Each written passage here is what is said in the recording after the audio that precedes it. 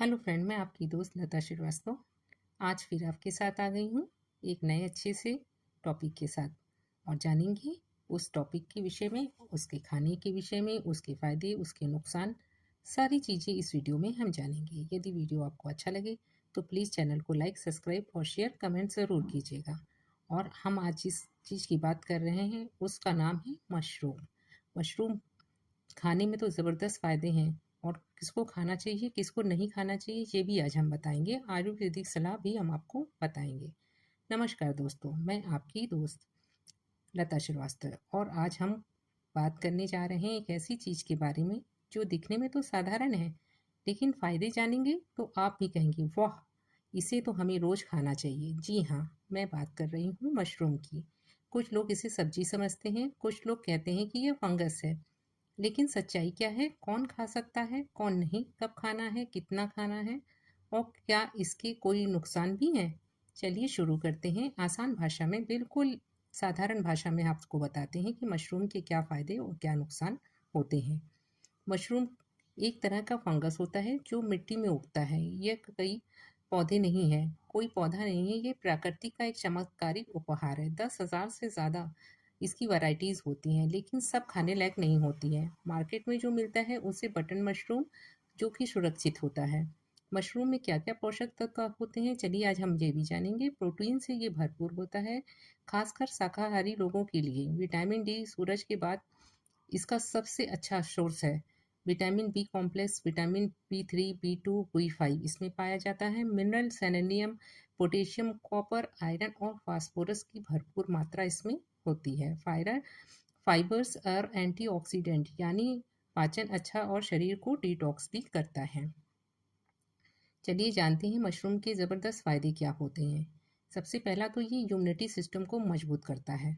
Mushroom में beta glucan नाम का एक तत्व होता है जो शरीर की रोग प्रतिरोधक क्षमता को बढ़ाता है। दिल के लिए भी ये बहुत फ़ायदेमंद होता है।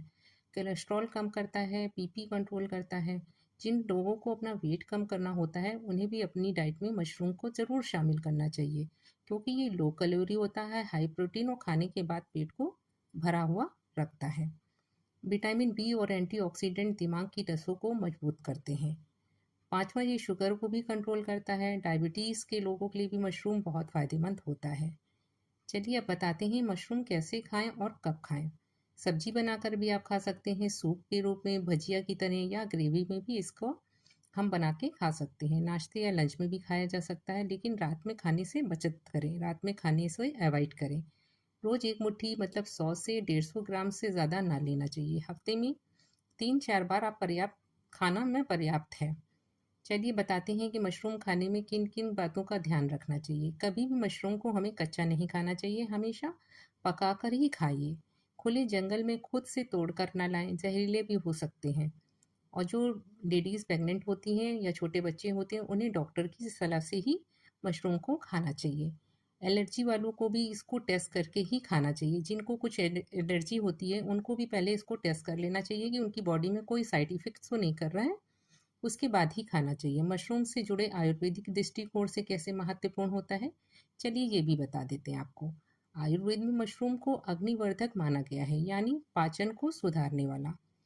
वात और कफ को बैलेंस करता है, शरीर को शक्तिशाली और स्फूर्ति मतलब एक्टिव देता है, एनर्जी देता है। बुढ़ापा धीमा करता है, यानी एंटी एजिंग है।